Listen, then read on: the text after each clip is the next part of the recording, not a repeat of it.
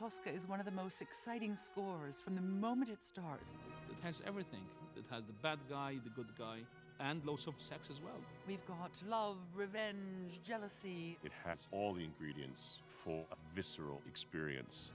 It's a thriller, maybe the best music ever written for a thriller.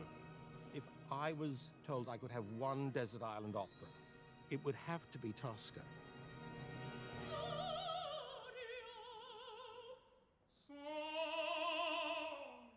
When you first meet Floria Toska, you meet a very tempestuous, lively woman. She is an actress, she's a singer, she's an opera singer. She really is full of everything, of jealousy, of charm, of beauty, anger. She just got everything that flashes, changes on a dime, and that's Toska. Mario Cavaradossi, he's strong, passionate, impetuous, he's an artist. He's in love with a very beautiful woman, Floria Toska, and that love is very mutual.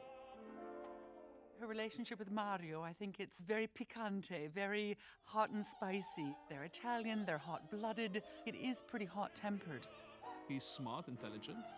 Unfortunately, a little bit too much for his own good, which is why Scarpia and his cronies have their eyes on him. Scarpia is definitely at the far end of the spectrum of nastiness. Baron Scarpia is the chief of police. He is sadistic, he is ruthless, and he rules with an iron fist. He is out to pull things together in Rome to get political prisoners imprisoned, tried, sometimes executed. But he also has a very soft spot for the local diva called Toska. It's sort of this cat and mouse that happens with Toska and Scarpia. It's a power struggle. He's driven really by the idea of being able to add her to his, perhaps at this stage, quite long list. It would cement his ability to have secrets over everyone. Let's do the beginning, please.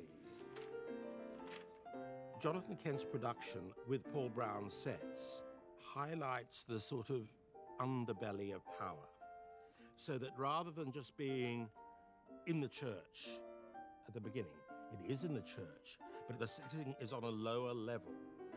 And so the important things don't take place so publicly. Even in the rehearsal room, when it rarely comes together, you start to think, this is really fantastic stuff. Sharone, sciogliete. Yeah, so with really, you know, just smiling. Yeah. Yes, good. Can we do that same thing, please? This is opera rehearsal room number 2 at the Royal Opera House. And this is our last run-through before we get to the stage.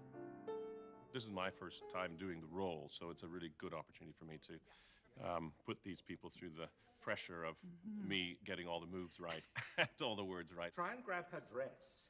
I've not worked with Joseph. We haven't worked all that much together, No, Jerry. And no. it's like chemistry. It builds, it grows, the excitement needs time to develop.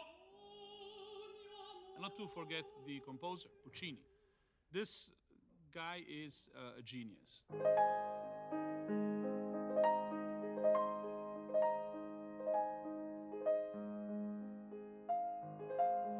This is Toska.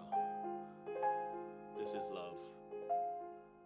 He had an unusual mastery of the human soul. He knew exactly which chord, which note to pluck, literally, at the right time. There's nothing like reality in your face. And I think Pуччини is the master of that. Of course, painting it with wonderful melodies and sweet melodies, dramatic melodies, happy, sad, these are all elements. But the bottom line is verismo, realism, life in your face. If Pуччини was alive with us today, I have no doubt in mind that he would be working in movies. He could do the script, he could do the cinematography, and he could do the score better than anyone else. You can feel as a singer this sort of luxury of letting go and feeling your emotion pour out as well as your voice. It's wonderful. I love it.